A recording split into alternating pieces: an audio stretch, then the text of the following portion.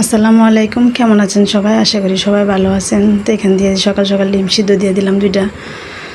তো এই যে আরও অন্যান্য কাজ আছে, এগুলোও করতে হইব। ঘরের কাজ সব কিছু এলোমেলো হয়ে রয়েছে। সকাল 10টা পর্যন্ত তো শুয়েই রয়েছি, শোয়ার তো উঠতেও পারি না, কাজও করতে পারি না। বিছনা ঘর দুয়ার সব একা ডুয়ে রয়েছে। আরে আসলে শরীর ভালো না থাকলে কিছুই করা হয় না। মা এতদিন আসছিল, সব কিছুই করছে মরছে, এখন আর কে করবো। তো এখান থেকে ছেলেও টিভি দেখতেছে শুয়ে।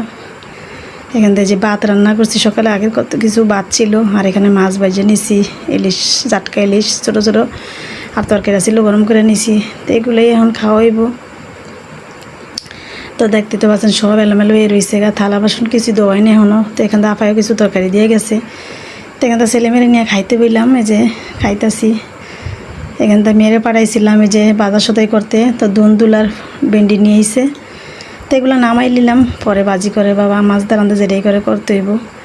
এখন তো খান সব রেডি আছে, এখন খাইতেছি। তো এখানে দুপুর তো দুলারে যে ঢেঁড়স খাইতে নিতেছি বাজি করার জন্য, কইতেছে বাজি খাইব, মাছ দা খাইব না। তো এখানটা সব কিছু কাইটা কুইটা গুছগাছ করে নিতেছি। তো ভেন্ডিটি কাটা শেষ, এখন এই যে দুলগুলো সিলে নিতেছে।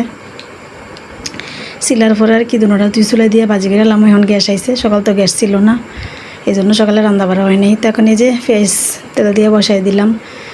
ভেন্ডি এই যে বাজি বসাই দিয়েছি। এখান থেকে যে ডিম সকালে সিদ্ধ করে রাখছি, ডিম এখনও খাওয়া হয় নাই।